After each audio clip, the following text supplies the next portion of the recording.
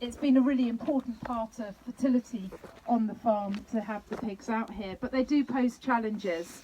As we've heard, or some of us heard this morning, that the pigs out here, some of them go on to supply Dalesford, and it's linked with Richard Hazel's pig enterprise. So I'll hand over to Tony, who'll tell you a bit more about the pigs.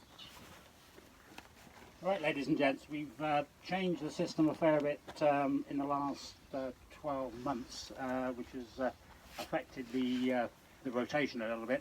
We did run a farrowing unit here, but we've had increasing problems with TB showing up in the pigs at abattoir, because we were farrowing here and then the piglets were going off to a finishing unit on one of Richard's other sites.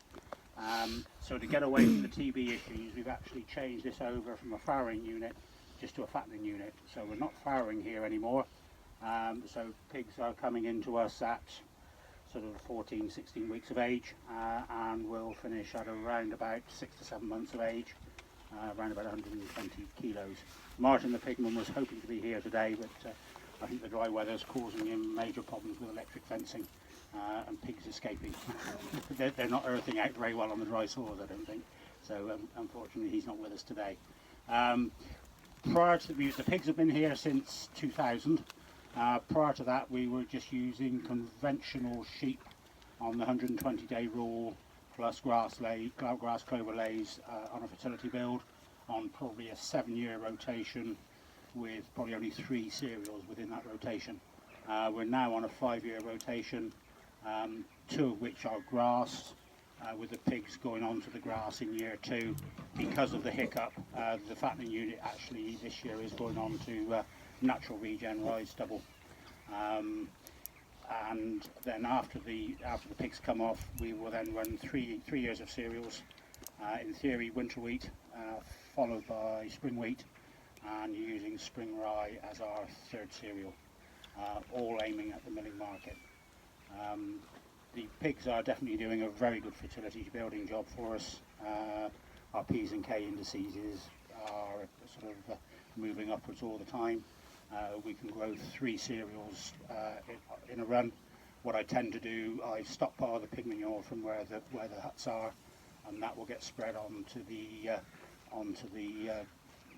land pre the organic rye 3rd cereal, just to give that a little bit more of a boost. Are you not growing what, oats? We've dabbled in and out of oats. Oats don't tend to do us brilliantly as a 3rd cereal, and the market seems to be relatively fickle. We've tried spring barley. There was quite a good export market for organic spring barley into China for a bit, that was probably back in the mid-90s, and then that dried up.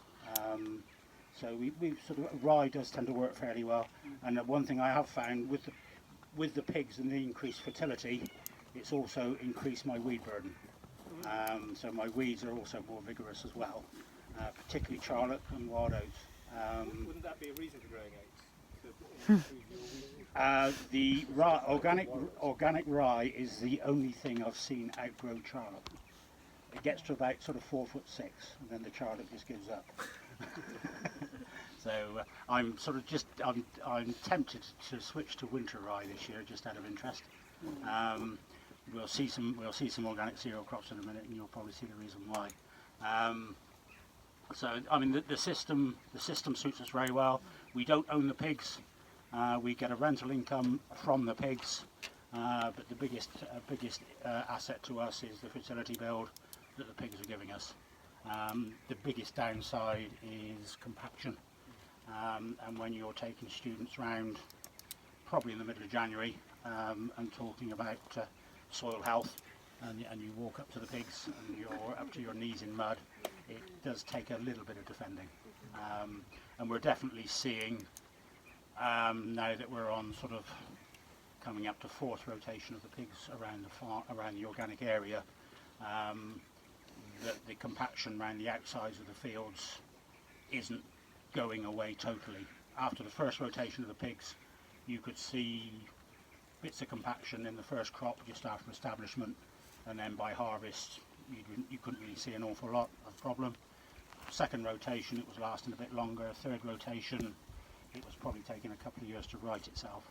So it's and I think what is happening is where the soil particles are getting pushed down into the stone profile, it's impeding drainage, and it's not.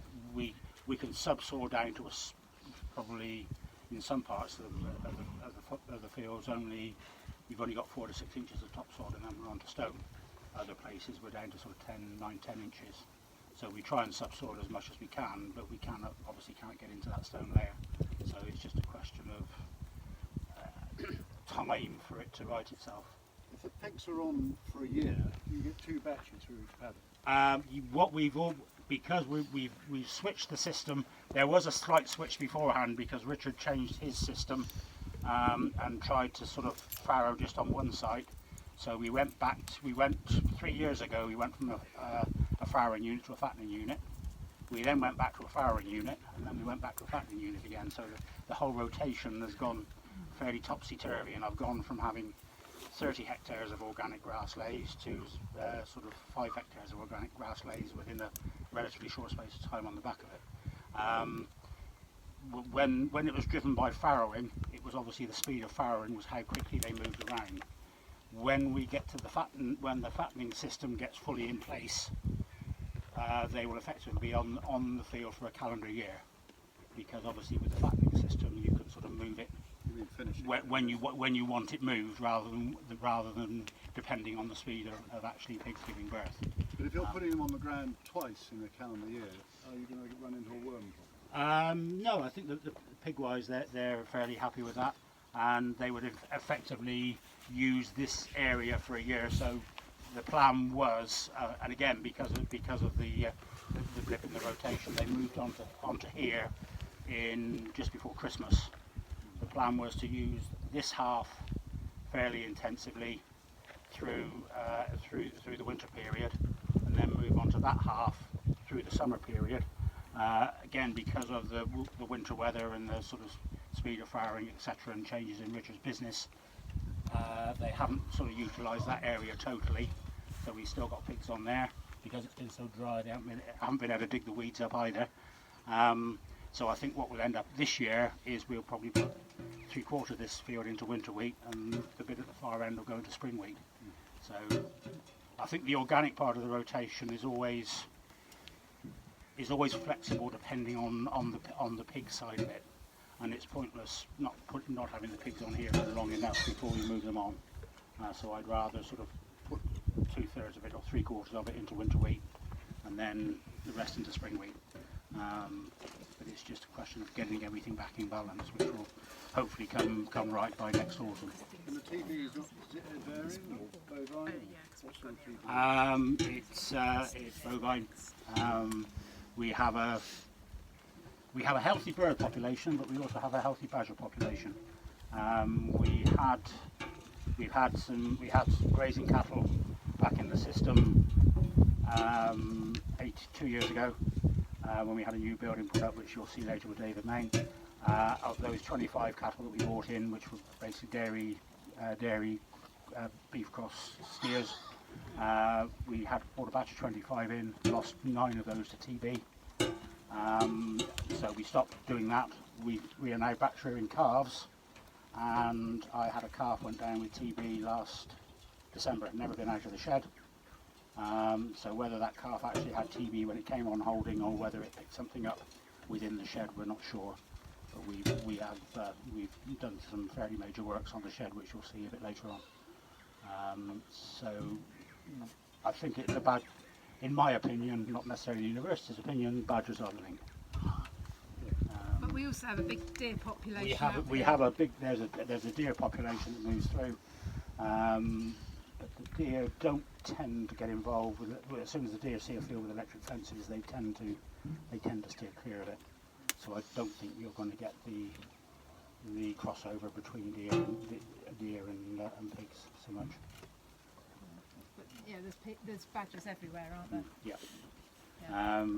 They must love these feeders, those badgers. It's an ideal food source, and the rooks benefit as well. So They're the carriers. yes.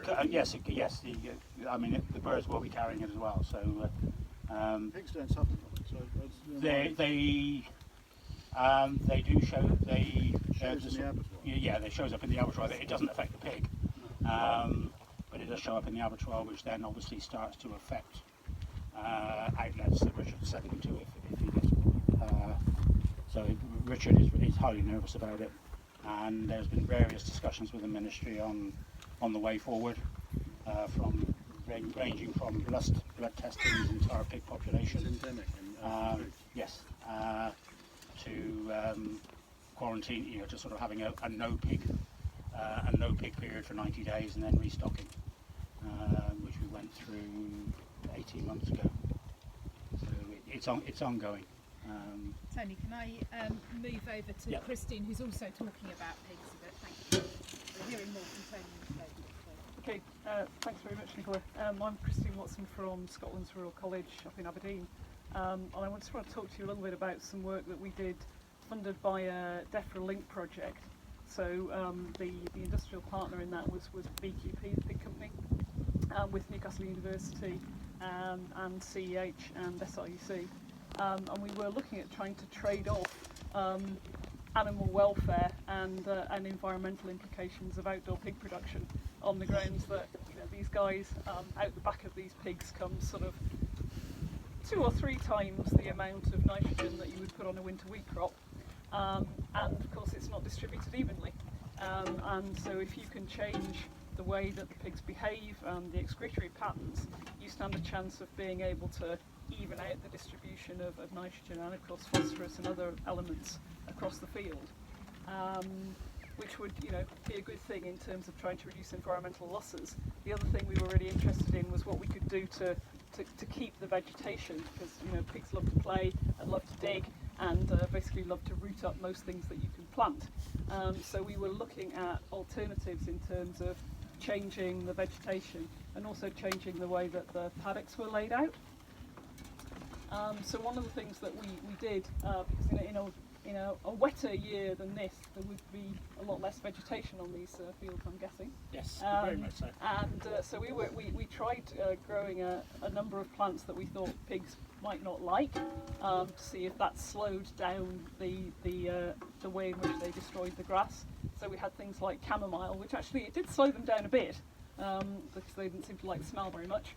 But the other thing we did was we planted in certain parts of the paddock, we planted sugar beet and grass, and then we allowed the pigs a certain amount of time on the sugar beet to see if that would change their behaviour. And actually it did change the behaviour, in the sense that when they were allowed access to the sugar beet areas, they spent less time in the huts, they actually spent more time outdoors, but it also did even out the behaviour, because they would go and play, try and eat these sugar beet and try and play with them and dig them up, and then they would go back onto the grass and they would move back and forth. So I think, you know, the idea of being able to create an environment that will distract the pigs into changing their behaviour, and it also affected where they would urinate and where they would defecate on the paddock as well.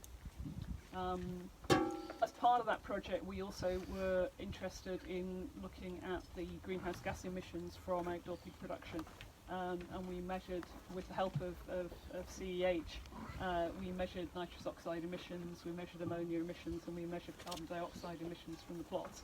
And in terms of the nitrous oxide emissions, the pigs were no worse than any other form of agriculture going on, but we actually found some quite high CO2 emissions coming from the plots, which is of course around the amount of dung and the organic matter and the microbial activity which is going on within the system.